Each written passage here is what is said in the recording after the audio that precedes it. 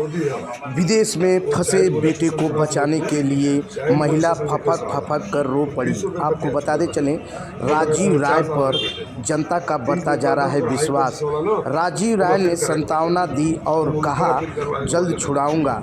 आपको बता दूं, मऊ के बच्चे फंसे थे मलेशिया में। 14 बच्चों को वापस लाने के बाद क्षेत्र के लोगों का बढ़ता जा रहा है समाजवादी पार्टी तथा इंडिया गठबंधन के प्रत्याशी राजीव राय पर बढ़ता जा रहा है विश्वास। आपको बता दूं, बलिया जिले के उभाव थाना अंतर्गत मझवलिया गांव की शांति देवी विदेश में फंसे अपने बेटे चंद्रिका यादव को बचाने के लिए लगाई गुहार।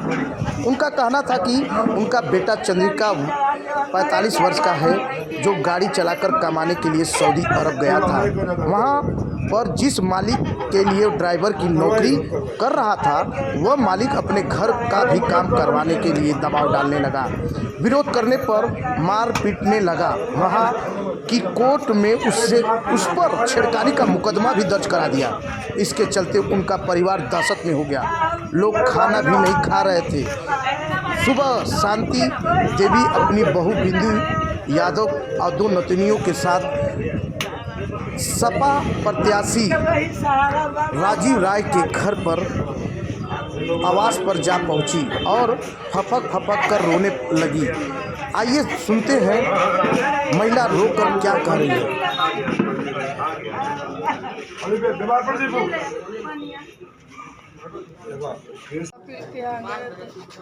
कपिल सऊदी में मालिक को बोलते हैं। हाँ, क्या हुआ फिर उसमें? मार पीट कर उसको जेल में डाल दिए। 4.5 साल की सजा है। हमारी अपील है कि हमारे पति को छुड़ाया जाए। 4 बच्चे लेकर इधर उधर भटक रहे हैं। कब से जेल में बंद है? कब से? साल भर हो गए। 26 तारीख को साल भर हो जाएंगे। तो अभी आप कहाँ आई हैं? कहाँ आई हैं आप? हम आए हैं राजीव राय के यहाँ आए हैं। अपील हमारी प्रार्थना सुने, हमारी आदमी को छुड़वा। तो मुलाकात हुई आपसे? हाँ, हमसे मुलाकात हुई। क्या कहें? कहें कि हम आपकी भावना समझ सकते हैं, आपके आदमी को हम छुड़वाएंगे। किसी से बात भी किए हैं वहाँ? राजीव वहाँ बात भी किए हैं? हाँ, किसी से बात की है। कह रहे हैं कि वकील से? छुड़वाएंगे। हाँ, वकील से बात की है। कह रहे हैं कि छुड़वाएंगे जल्दी से। तो आपको लग रहा है कि छूट जाएंगे अब? हमको तो ऐसा लग रहा है, लेकिन क्या बता सकते। क्या सोच कर आई थी आप मदद लेने के लिए? हम सोच कर आए हैं कि हमारा आदमी यहाँ पर आएंगे तो हम छूट जाएंगे। ठीक है। ये कुछ लोग आपसे ये हम लोग के क्षेत्र के हैं। इस बच्चे का पिताजी वहाँ सऊदी में नौकरी करते थे, ड्राइवर थे।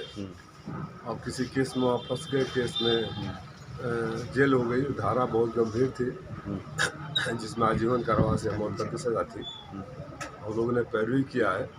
लोअर कोर्ट से मिनिमम जो सजा होती है 4.5 साल की हुई है। 30 दिन के अंदर हाई कोर्ट के में करना है, क्योंकि वो जेल में है।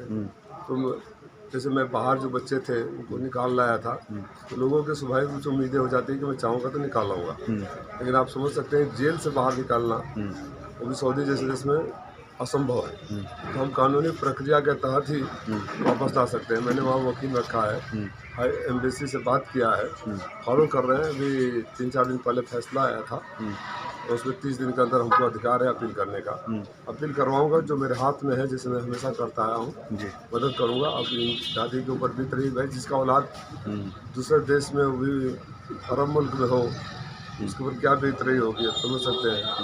तो प्रयास कर रहा हूँ, जैसा मैं हमेशा करता हूँ अपने कोशिश के लिए। कोई उम्मीद लग रही है कि छूट जाएंगे वहाँ से? उम्मीद तो दुनिया टिकी है। उम्मीद तो थी नहीं कि इतनी कम सज़ा होगी। लेकिन हम लोगों ने पैरवी किया, सज़ा कम हुई है। उसको भी माफ़ी करवाने के लिए मैं प्रयास में लगा हुआ हूँ। उम्मीद है कि मैं छुड़वा दिलाऊंगा इनको भी। उनकी आशाएं हैं कि आपसे कि हो पाएंगे। देखो, मेरे अलावा कौन क्या है ऐसे हालात में। चुनाव में तो लोग बड़ी बड़ी बातें कर लेते हैं, कौन क्या है करता है। उस 15-16 बच्चों को लाया हूँ, फिर दुबई से लाया लगभग 20 बच्चों को। अब हर चीज़ की मैं मार्केटिंग नहीं कर पाता हूँ, क्योंकि मेरा ज़्यादा समय जनता के बीच गुजरता है। बहुत लोगों को लाया हूँ। ये भी अगर जेल से बाहर होते तब तक ला दिया होता है, क्योंकि जेल में है, इसलिए मेरे भी अपनी कुछ सीमाएँ हैं।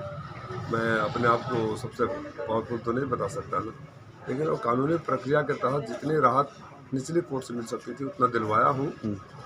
ऊपरी कोर्ट में भी 30 दिन के अंदर अपील करवाऊँगा। ठीक। ठीक है।